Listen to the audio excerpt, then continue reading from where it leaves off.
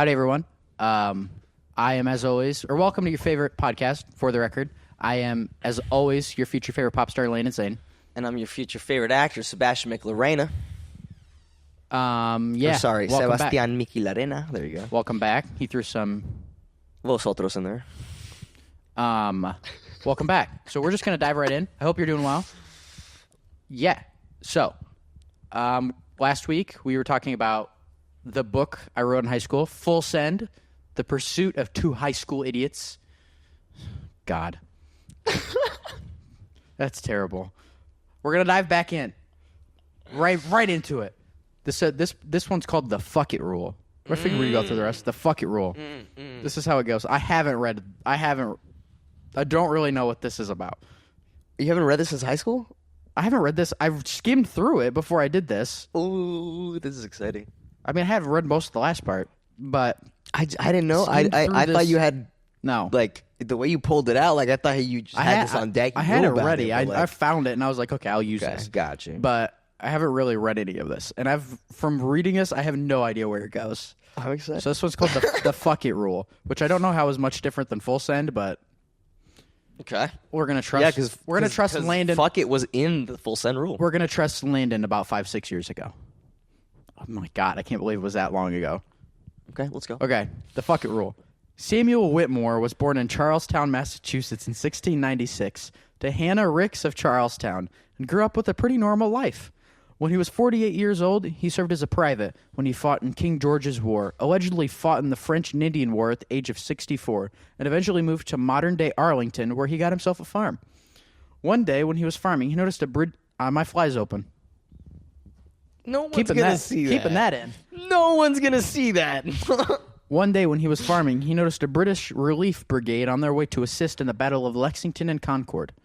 So at the ripe old age of 78, he went the extra mile and said, fuck it, one more time. His crazy old ass decided to ambush the British soldiers by himself, and that's exactly what he did. He grabbed his musket and started shooting at the bastards. After killing one and injuring another, Samuel and his 78-year-old adrenaline-rushed body said screw it, threw down his musket, drew his sword, and went Jack Sparrow on their British asses. He was then shot in the face and stabbed several times. He was then shot in the face and stabbed several times by their bayonets and left for dead. When he was found, he was nearly dead, and the doctors told him there was zero chance of him surviving. So he did what any American war hero would do, told the doctors to fuck off, and went on to live another 18 years, dying at the age of 96. And you wrote this at 16? I'm a good writer. That made me fucking hysterically laugh. You thought that was good? Yeah, that's good. It's for a 16-year-old. It's some well thought out writing, but it's pretty funny. How do you think of that? Where did I've been writing since I was literally when I learned to write, I was writing stories. Oh wow, that's like the whole thing. Like the Purple Crayon. True. Harold and the Purple Crayon. Harold and the Purple Crayon. Okay. He now has his own monument in the state of Massachusetts, and is the state's official hero. I don't know if he's actually a real Good person. movie, by the way. He got his own holiday and is remembered as the badass grandpa we all wish we had. Not only that, but Samuel Whitmore is a perfect example of the rule Grant and I live by, which we call the fuck it rule. Hold on. Before we go on, I want to see if he was a real person or if I made that up. No, he's a real person. What was the name again? Samuel Whitmore. Samuel Whitmore. Okay. Yeah. What did he do? Was he? I just fucking read you the story. Oh, so that's part of the story was real, or all of that was real? Oh, then you're writing a shit. You just took that shit from the internet. All right. Oh, you thought I made that up? Yeah, that's what. Oh. That's why I was like, I thought you wrote this as a story. I thought you made that shit up. I was like, what the fuck?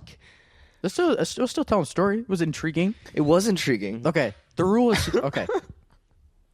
Not only that, but Samuel Whitmore is the perfect example of the rule Grant and I live by, which we call the fuck it rule. The rule is simple.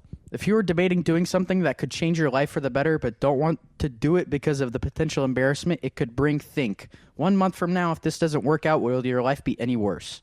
If the answer is no, then do it. Fuck it. I still agree with that. I also do think it's very funny that I write all of this of like asking a girl out. Never asked a girl out. Never had a girlfriend. At this point. You know what's funny? We kind of asked a girl now. I don't know if this is a genre. I hope this is a genre somewhere. But Of what? of writing, just Bad 16-year-old bad, books like, that- bad unexperienced stories, because I fucking love those threads on Reddit and Twitter where people write shit like this, where they have no experience in kissing, no experience in asking a girl out, and they just write their fantasies, and you see how fucking delusional they are. Oh, it's like 40-Year-Old Virgin. When he's like, it feels like sand. Yes. 40-year-old version, stories like that, shit like that is fucking hilarious, and I think we need more of that because they're just so funny. Just like those scary movies. Like, we need more movies and shit like that feel real. They're real comedy. You've heard this story. I told it a few podcast episodes ago. Now, during the end of our sophomore year, Grant decided to show me up. Started dating a senior girl when I could barely get one at all. Mm-hmm. So after many months of them talking, I grew tired of being single, and in a true fuck it moment, decided to follow Grant's advice and decided to DM a senior girl on Instagram. I had liked for a while. You know where the story goes. Is this the one that was on the last pod? A few episodes ago. Now, being the incredibly charming man I am, I had not a damn clue what to say. So in my hour of need, you know what Grant told me? What do I say? I said, running around my bedroom about to have a stroke. We get dialogue. Just make a decision. What do you want to say? He said, loving every moment of our conversation. I don't know. You pick something. I can't talk to girls for shit, I said. All right. Used a pickup line I used on not saying the name. He texted me as I sat by the phone, not knowing what the hell to do. Then he gave me one of the worst pickup lines in the history of the world. I've talked... I fucking hate talking about this every time. You gonna say the pickup line? Yeah. You gotta say it again. He sent me a dog emoji and then said, oh, sorry, my dog likes to slide into cute girls' DMs. Now sitting on the bed, I knew what I was about to do was a terrible idea. But I swallowed my pride and without thinking for a moment, DM'd her that horrible pickup line and went right the fuck to bed. I should have jumped out the window. It's so much greater in a story. It's like, so like bad. A fully written out, dialogue-heavy story. It's so much better than the way you told it last time. It keeps going, though, is the issue. Oh, shit. Keep going. The next morning, I woke up knowing she had seen it and most likely responded to it. So I did what any guy would do. I got ready for school the whole morning and looked at my phone on the last minute possible. Right before I left for school, I picked up my phone, looked at all my notifications, and there sat her response to my message the night before. You should probably keep your dog on a leash. I was shocked. Well, not really. I knew exactly what was going to happen, but her response was far better than I ever could have imagined. That was not only one of the best comebacks I've ever heard, but for some reason, I felt good about being rejected. Definitely not true. Something in me knew that it was going to happen, and when it did, I felt pretty great about it. Pretty great about it? Definitely not true. I feel like I'm processing some shit here. Pretty great about it. That's what you just sounded like. Don't get me wrong. I wanted her to keep talking to me. She was... I can't read it. Do you want me to read it? I can't. I don't think I can... Don't get me wrong. I wanted her to keep talking to me. Do you want me to read it? I can't do it. See where? They're right here. Okay. Just read that one sentence. Don't get me wrong. I wanted her to keep talking to me. She was damn beautiful, but when she said that, for some reason, I felt on top of the world. What? I can't. How does that not make you feel like a fucking... Yeah, I was lying. And then there's a screenshot of the DM in here. You've seen it. Yep. Okay, moving on. I've told that story on the internet twice. You have, and it's gonna be on another. Forever. It's gonna be on a second episode. Oh God, I hate it. It's so funny, but I hate it so much. Like, it's so embarrassing, but it is very funny. Mm. I've definitely... I'm trying to think. In terms of stupid shit I did in high school. No, there's a bunch. But that was pretty bad. I also, it's also pretty bad because I'm very clearly trying to, act like it didn't hurt like a bitch. That's why I was so confused reading. I felt on top of the world. That was not the response I'm expecting when someone says you should probably keep it on a leash. Oh, God. That would crush my soul, and I would delete social media and delete my life. I'm also very glad I didn't go into what happened the day of when I went to school, which we've talked about. It was not good. Oh, I would love dialogue for that. I can already see it. You have the dialogue. You have a moment in the script where you're like, the eyes, they were darting at me. I could feel every single sharp turn on me. Oh, I want to cut this out. I can just see the dialogue. I want to cut this out. Why am I? When this becomes a potential, you need to pull some embarrassing stories. When this becomes a potential show or a movie moment, this will never be. If I have a biopic, can I be cast as you for this moment? Sure. Or what do you mean?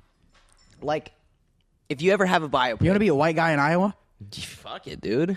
Did you see the fucking rule? Look, I'm Hispanic, but I look so many other things than I do Hispanic. But did you see the fucking commercial I did where they slicked my hair back, put me in some fucking Mexican? I look Mexican. I can look fucking a white Iowan if you just cut my hair and shave and just change my look. No, I can look like I'm white.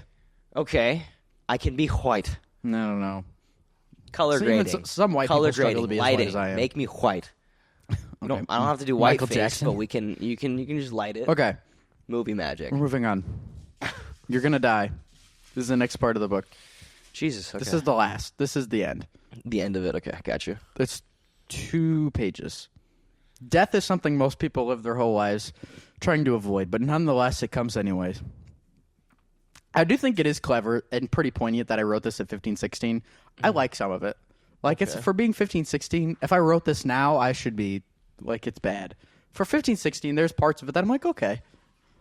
Anyways, they think after they find a cure for cancer or even a cure for death that they will finally become immortal and accomplish everything they ever wanted.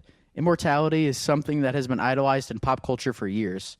As being immortal means you could do whatever, whenever, and never die. You would have the perfect life, living without regrets, as you would have the time to do everything. If you asked people hundreds of years ago if they wanted the chance to live forever, the answers would have been an astounding yes. But truthfully, right now, if you got the chance to gain immortality, would you? Also, I don't think that's true. If you went back a few hundred years and you're like, do you want to live forever? They're like fucking shitting their pants in the street. That's true. That's not, I don't think they would have said yes. Anyways. No, I'm saying it's true that they wouldn't say yes. Yeah. But truthfully, right now, if you got the chance to gain immortality, would you? I would say no. I think death gives life meaning. It does. Yeah. Okay. Sure, if you become immortal, you live forever. You'll have all the time in the world to do whatever you want. This is not as funny. What is grief? What? What is grief, if not love, persevering? What's that from? I'm trying to remember if you got the quote right. Yeah, you did. It's from WandaVision. Yeah. I know that. I'm not dumb. I don't get my quotes wrong. Not from sure, if you become immortal, you live forever. You will have all the time in the world to do whatever you want, and will easily become one of the most accomplished people in history. You will do everything you haven't had the time for. Learn to play the piano and the guitar. Learn every language known to man. Become the best singer or dancer in the world. And become so famous that you sleep with every celebrity you had a crush on as a kid. Sounds like a ton of fun, doesn't it? You could tell where my head was at the time. Delusional? Well, I'm still there, but delusional and depressed. Delusionally depressed. Oh, I've still got some of that, but not as bad. But it isn't all great. You'll have to watch everyone you've ever loved die as you continue to live. This part's depressing. Yeah. Your kids, your grandkids, great-grandkids, and even your great-great-grandkids, they will all die, and you'll have to live with the fact that your life will never end. Jesus. You will sit by your wife's or husband's bedside as they fight off cancer, and the only thing you can do is sit and watch, knowing that you will never see her again. Okay, question. What is the context of this specific excerpt in this story? I don't know. Where does this fit in any of the things that you just? What you're getting is what I've got. Because the other stuff's, like the story of the story of the dog again in context of in context of the very beginning of the story, it all started flowing. Where is cancer? God. Where did cancer come into this? Hold on, I'm reading ahead. Oh, you will go through the pain. You will go through that pain on what seems like a daily basis, watching your children and theirs all die. Eventually, you will want and pray to die, but nothing works. guns, drugs, alcohol, even setting yourself on fire or drowning. Nothing works. Why are you laughing? Because it's so fucking morbid. But one day you see the shine of hope. Some scientists have said the Earth will explode or be destroyed or some terrible shit will happen and that will end all life on Earth. So maybe, just maybe, there is a chance you die like everyone else. But when it comes, you don't. You've been struck. So you're just floating in space? You've been struck with the pain of not only having watched everyone you've ever loved die, but for your knowledge, you're the last living being in existence, and you'll be alone forever. Oh. Now let us ask again, if you got the chance to gain immortality, would you? Oh my god. I need that. You need to give me that. I'm going to take that and make that a skit. That alone works. Me. It's so far apart from everything else in your story. Like, genuinely so far apart, it's its own entity. Oh my god. Just imagine that that's a great fucking skit. You have someone sitting down. You have someone sitting down. You can make it like a therapist thing. Someone sitting down. Oh my god. Nah, I can't give this up. I gotta cook this idea in my head. I can't give this out on the internet. The correct answer is no, if you were wondering. Death is one of the scariest and most unknown things about life. It is also one of the only things that gives life meaning. God, I needed therapy. Without the fear of death, there would be no reason to take any risks or take a chance on anything. Because if you never died, what's the point of taking a risk? Death is the great motivator in the world, no matter what anybody tells you. The fear of death, I'm still lightheaded. The fear of death and your knowledge that no, you will not live forever is what inspires us and makes us want to spring to action and get things done. Not only has the fear of death inspired us to make our lives great, but it is also the reason we do what we do. One night, after hours of laying in bed and watching movies, I came up with an idea, one that I described to Grant as really stupid but could be a lot of fun. It was a list of 26 things before we graduate. 26 things that were the definition of full send, even though some didn't seem entirely scary. So after telling him my plan and all 26 things, he did what any other sane person in the world would do. Grant agreed. That's where the book ends. Wow. Then there's a picture of here when we freaking gift wrapped, or we saran wrapped my friend Donnie's car. That's a prank? It was fun. That's one fucking layer saran wrap. No, that was like middle. That was like middle of the process. Okay. We were like, take a picture because if the cops show up or anything, we at least need to say we have a picture. Gotcha. We kept going. We threw it over the car. Okay, I thought that was it. It's literally just like one fucking sheet around. I thought it was a lot. A saran wrap prank is the whole fucking car. No, wheels and everything. He was at work. Wheels and everything. That motherfucker's going to have to drive that shit off. That's the book. God damn. Damn. I might cut this whole episode. What? I can't believe I told any of that on the internet. This is great content right here. Where's your fucking embarrassing story? I shit my pants when I was in high school? Well, I don't have that because I actually have never shit my pants or gotten close to it. I still don't know how you just... No. That happens. You're throwing it back my way. What embarrassing stories do you have? I'm not trying to throw it back. I was just saying that, like, I don't know how that happens, but I haven't had embarrassing IBS. stories like that, but... I be shitting. That's what that stands for.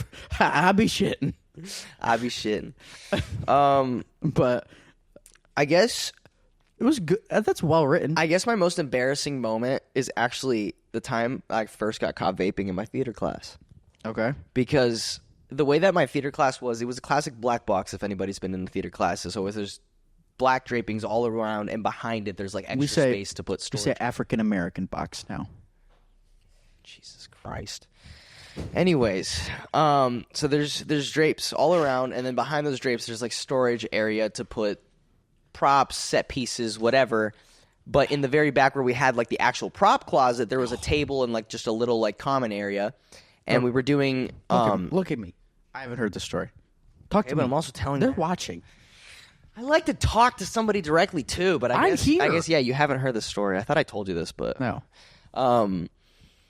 But yeah, so there's like the little common area. We were doing, this was towards the end of the year. So we had a project where we had to do like a duo partner and write a scene together. So me and my partner in the back writing our scene, and then just our friends join us. So there's like a group of like 3 or 4 of us duo partners just sitting in the back. So there's a bunch of us. I'm a freshman. Yeah. I had vaped I had touched a vape throughout high school, of course, but I didn't know how to fucking inhale it properly. I didn't know how to ghost it. Like, I didn't know how to get rid of the giant puff of fucking smoke. I don't know what any of that means. Zeroing basically No, just I don't means care. you, like, Keep going. No, I gotta explain it so you get it. But zeroing basically just means you just hold it in your mouth so the smoke dissipates, and then when you blow it out, you can't see. That's disgusting. But basically, I didn't know how to do any of that shit. So someone pulls out a vape, and they're passing it around. I'm like, shit, my teacher's on the other side of these black drapes. I don't know if I should be doing this. But we were doing a project, so, like, he wasn't checking up. He wasn't one of those teachers during, like, project day where they walk around and, like, check on people. Oh, like, yeah. He literally would just sit at his desk all fucking day and then just be like, all right, guys, class is over, have fun. Get out. So I thought I was in the clear. This man never fucking checked anything. All of a sudden, vape's being passed around, gets to me, take a hit. As I'm in the middle of taking the hit, drapes get pulled. So I fucking, like, drop it, shove it into, like, I was sitting on a couch chair. I shove it into, like, the side of the cushion, and I just go, and he's like, what's going on over here, guys? Why did we all get scared when I came over here? No one. There's like 7 of us. No one's talking. Not a single. That's a fucking rookie mistake. Not a single fucking person says anything. And it's like, it could have easily been 5-10 seconds of silence, but for me, it felt like a minute of fucking eternity silence. So no one says anything. I'm looking around to see if anyone's going to say anything. Again, I don't know how to zero, but I had thought smoke's been in my mouth for quite a while, so, I'm like, it's gone by now. God. So I open my mouth to say something, and the only thing that comes in my head is what? And it just goes, what? Giant cloud of smoke comes out of my fucking mouth, and I'm just like, oh, dear God. And he immediately goes, like, verbatim, oh, Seb, you fucked up. He looks straight at me and goes, oh, Sebastian, you fucked up. And I was like, Dandruff. Dandruff? No. No, that's... Danforth. That's his name. Danforth. Dandruff. Sorry. He had a weird name, but Danforth. So I was like, Mr. Danforth, please, like, you don't understand, like, this will ruin everything. Like, my mom's gonna hate me. My parents, like, I was like, I can't get caught vaping. I live in a Hispanic household. Like, this is gonna ruin everything. Like, I can get in trouble with the school. Like, you don't understand. Like, I swallowed a match. Shut the fuck up. But I was basically just, like, crying to him in front of all my classmates, begging, like, probably at one point on my knees, begging him to just let it go. I was like, just don't say anything about it. Eventually, like, he had never actually found the vape because I shoved in the cushion. He never had proof of it. Somebody eventually went and retrieved it. But he never actually had the evidence, but he did see me blow out the smoke. So he knew that it was going on. He just didn't have the evidence. So, but I was, like, begging him. I was like, just don't say anything. Like, this will never happen again. And during the class, he seemed like he was kind of open to the idea. He was like, I just don't know if I can, but, like, he reported. Hey, but he's like, I don't know. Like, I'll think about it, but I don't know what I can or can't do in this situation. He reported you. A week goes by and nothing. No phone calls to the home, no principal's office, nothing. And this is the week that Infinity War came out, so that's also why I was shitting myself, because I was like, if I get grounded, I can't see this fucking movie. And if everyone who's seen that movie, you know how fucking great that shit is in theaters. I would have walked in traffic. I could not have missed that. Yeah. So I'm shitting my pants. This is the week of. I was in a show. I don't remember which musical, but I was in a show. So it was also the last week of shows. Tinkerbell. So I had shows that weekend. We had Infinity War. Like, I just had so much shit going on in that week that I was like, this cannot happen. And that week goes by. Perfect. Everything. The play finishes. I have a great time. Shows go great. He let you have the week. I get to see Infinity War. Everything goes. He probably heard me talking about seeing Infinity War, but weekend goes by. Everything's great. Halfway through the week, I get home from school. I make it through the whole school day. I get home from school, and my mom's like, "Hey, we need to talk." Oh, fuck his shit. And I was like, "Yeah, of course. About what?" She's like, "So you want to explain to me why you're not going to school for the next 3 days?" And I was like, "What do you mean?" And she's like, "Well, they just called me to let me know that you're suspended for 3 days outside of school, and then when you get back, you're gonna have 3 days wet. She's going like this. She's like, you're not allowed to go back to school for 3 days, and then you're in school suspension. So, you want to explain to me what that's about?" And I was like, I don't know, because when we got sent to the office the day that I got caught, he just didn't report me. He's like, okay. He's like, take yourselves to the office. Okay. I could have easily just walked home. Why didn't you go? Why did you go? I don't know. A part of me being scared, and he sent me and my classmate, who like my scene partner, because we were sitting next to each other when it happened. So he just sent both of us, and she was also like, we should go and say something, like at least have some form of record that we went to the office and he sent us. So we went, and we obviously lied through our teeth, saying something happened. Another student was doing this. He thought it was us, and he's like probably going to call you guys about it. They were like, yeah, okay. But like, yeah, you definitely. So we lied through our fucking teeth to the principals. But like, that was the only. They didn't write it down when we went to the office. Like, there was no form of record on like when it happened. So I thought it was in the clear. But halfway through the second week, this thing's happening, and I'm like telling my mom, like, I don't know. This is what I told the principal's office that it wasn't me, that it was someone else, and like I'm trying to tell my mom the same lie, and she's just like, I don't fucking believe it. She's like, I don't fucking believe you. She's screaming. Oh, yeah. Crying. Like, why would you do this? I'm like, it's vaping, bro. Like, I get it's a problem, but like, I didn't fucking kill anyone. Like, let's calm down a little bit. She's like, if you would have killed somebody, we could have hidden the body. We could have gotten you out of it. But surprisingly enough, with how strict my parents are, they only grounded me for a month. Which may seem like a lot for you, but man, I was the kid that was grounded every fucking day as like... Oh, man. In my childhood, I was the kid that was always, can't go out, sorry, I'm grounded. Guys, sorry, my mom grounded me today. Oh, I can't have anyone over, I'm grounded. Like, a month for vaping was a slap on the fucking wrist for me. Damn. By the time I was in high school, like, it was, especially because I just lived with my mom because my dad was in Texas, I was such a good kid and literally didn't do anything in high school other than go to school. Like, if the school would be like, he skipped class, my mom would be like, okay. Like, you got kids doing fucking lines of coke in the bathroom. He skipped school, tough shit. Look at his grades. So, like, my mom grounded me for a month, I would have fucking run away. Nah, a month was nothing for me as a dude. I was grounded so much that genuinely, like, long groundings felt like nothing to me. Like, I could go waste half a year of my fucking life being grounded, and it felt like nothing. That's I was crazy. Grounded so much. Oh, my God. Like, there was the few times here and there my mom would be like, yeah, you can see a friend. You can see a friend. But it was like months of just, can I go? No. I love your mom. But can I? No. But like, just for no. Like, they didn't even let me finish the sentence. So occasional times she'd be like, all right, have someone over. Go have some fun. But during those groundings, anytime I tried, I just couldn't get a word. I would just be like, nope. You know you're in trouble. You know you're got it. Oh, man. Like, when your mom will call you, and she'll just go, Ethan and I were actually talking about it, too. He was like, I love your mom. See, Mom, like, my friends love you. Because he was like, whenever I would be over, he told me about when you snuck out one time to Whataburger. And you got caught and you got screamed at, and Ethan stood there. Oh, yeah. Mom, you've only caught me once, but I snuck out quite a lot, and you're about to probably hear one of those stories. Like, did he tell you the George and Christo story? Is that what he mentioned? Or the one of me and him sneaking out? He said you guys snuck out to Whataburger, and then you came back home, and your mom caught you, or she was waiting. I never got caught with Ethan. I got caught with my friend George and Christos. I've only ever gotten caught sneaking out one time. Okay. Because I never did it again because I got caught. But yeah, me and Ethan, surprisingly, we got away with it every single time. Because at the time that me and Ethan would sneak out, my brother's room was downstairs. Oh, that's what he said. Yeah. My brother's room was downstairs, so we would sneak out through his window. Because, like, the noise of us going downstairs could have easily just been, hell, I'm just going to go hang out with Jonathan or get a snack. So I'm like, I was never worried about my mom hearing us go downstairs, and it was an easy outing through the window. And at the time, we didn't have Ring cameras all around the house. I was able to sneak out the back door. The only Ring camera I had was the front door, and it was easy to just go around the side. But me and Ethan, it's some funny-ass photos of us just in the middle of the street, but it was fun because the times we would sneak out, it'd be like 2, 3 a.m., there's no cars. We'd just be roaming the streets middle of the night because Texas is safe. And it's actually nice to walk around at 2 a.m. in the middle of the streets and just do nothing because there's nothing to fucking do in Texas.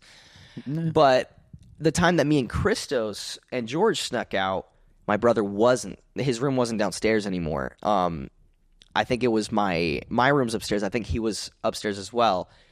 But we were staying in the media room, which is also upstairs. And we had been watching TV and already playing games in there, so I thought, okay, we don't have my brother's, like, I don't have the excuse to go downstairs and make noise and then never come back upstairs because he's not down there anymore. So it'd be suspicious if there's loud noise downstairs and then it just dies out. So I was like, all right, I need to make something sound real. So I kept the TV going. I walked downstairs to get some snacks. I just went up and down the stairs like 4 or 5 times just so that if my mom woke up, it would just be that sound.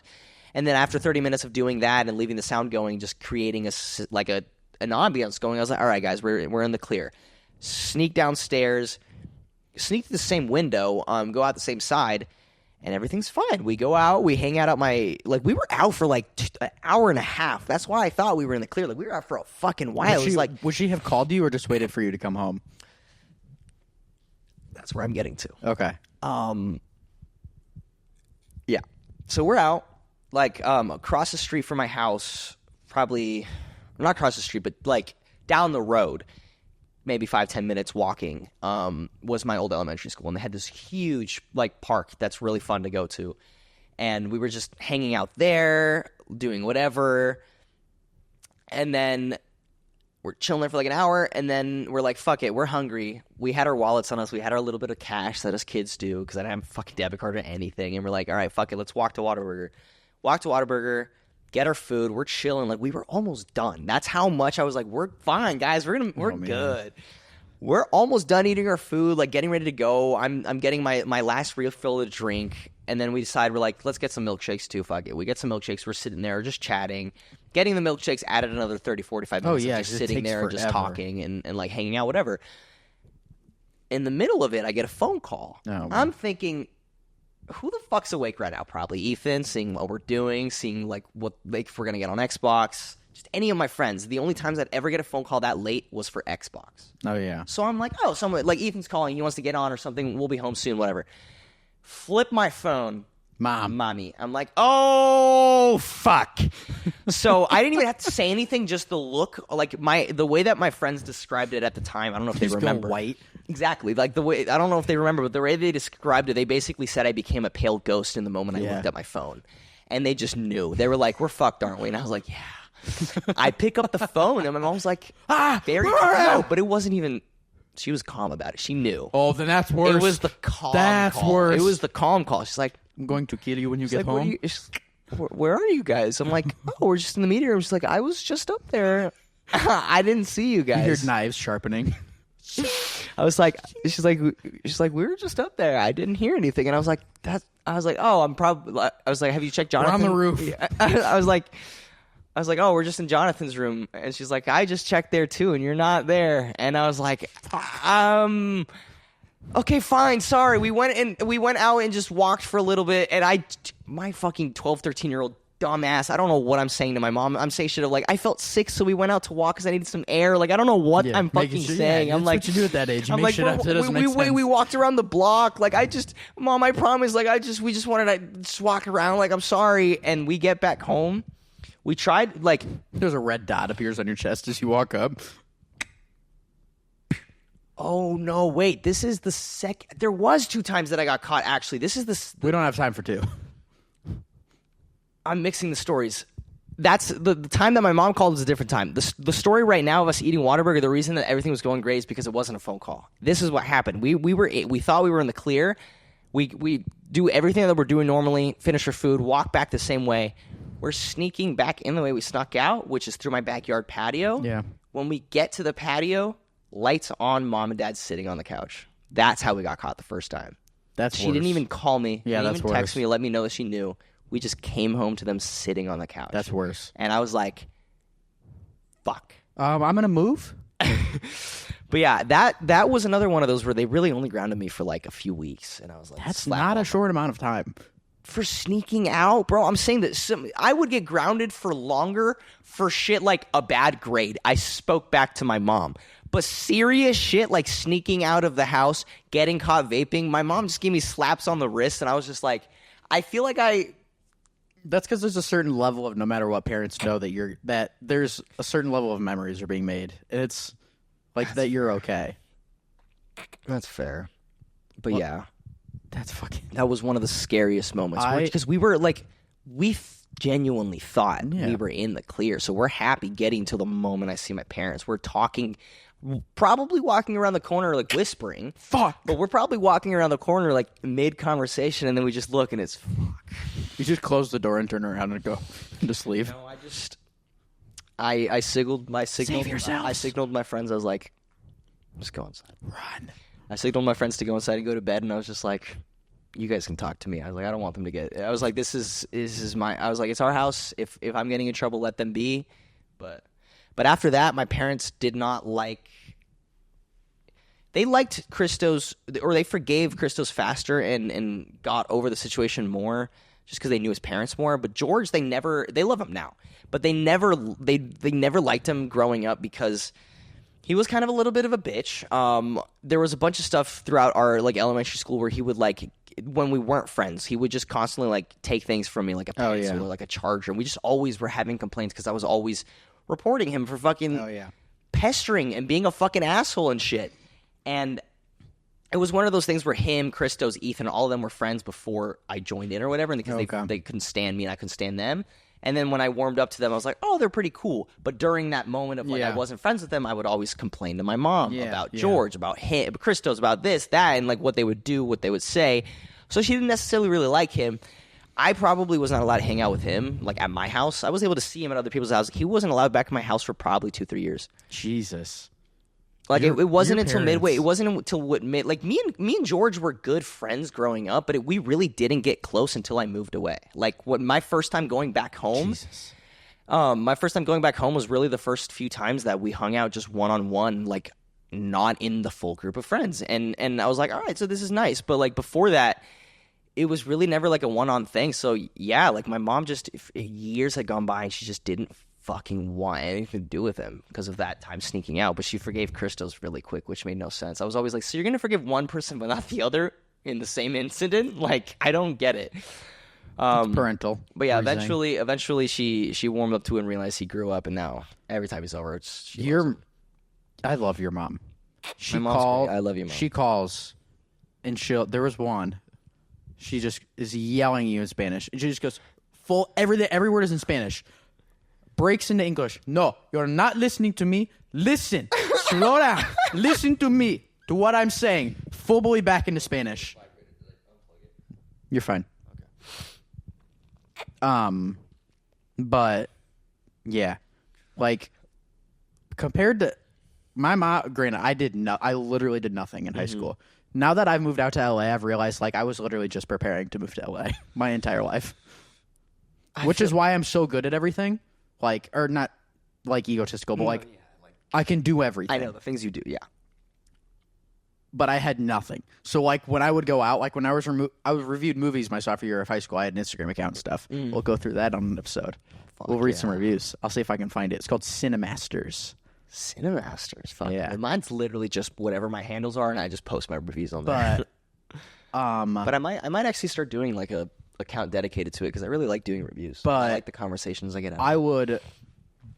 There would be times I would get home 1 or 2 a.m. because I would be like, because after I would work when I worked at the cupcake place. Was it not Cinnabon? What? You work at Cinnabon or a different place? No, I worked for my aunt, not aunt. Oh, got you. I would get done and I would go have a double feature so I could have movies to review for the week. I'd get home at 1 or 2 a.m., but my mom was like, he's a fucking dork. Like, he's not drinking or going to a party. Like, the first party I ever went to was after I had graduated high school. Was a post-graduation party. Wow. I did nothing in high school. Yeah, I feel like that's I guess one of my regrets was not doing that. Like, I could have prepared myself better for LA. I think I prepared myself well enough that I could have with the life I lived for LA. Yeah. And that's why I'm still here and I'm still able to do what I'm doing. Yeah. But I didn't prepare myself in terms of the technical aspect. Like, I didn't learn how to use Adobe. I didn't learn how to use audio stuff. I didn't learn how to use video stuff. Like, and I could use all those talents to have my own voice acting recording studio. I could use those talents to record my own reels and stuff. And I didn't learn any of that. You had happy memories through high school. I did have happy memories. You enjoyed your time. I could have had those happy miserable. memories and on the side of like, because there was plenty of times that I had free time where I'm sure I didn't do anything. I could have easily been fucking learning shit. Like, I have good memories. I have funny like those have funny, embarrassing stories. Yeah. But overwhelmingly, I was just miserable. Wow. And just waiting to get out. Damn. So there's a happy medium. I had a good time growing up, but there was still that, like, I need to get the fuck out of here. Yeah. Anything else? I think that's about it, honestly. That All was right. a pretty great closer right there. So, I have to pee, and I have to be home in not enough time.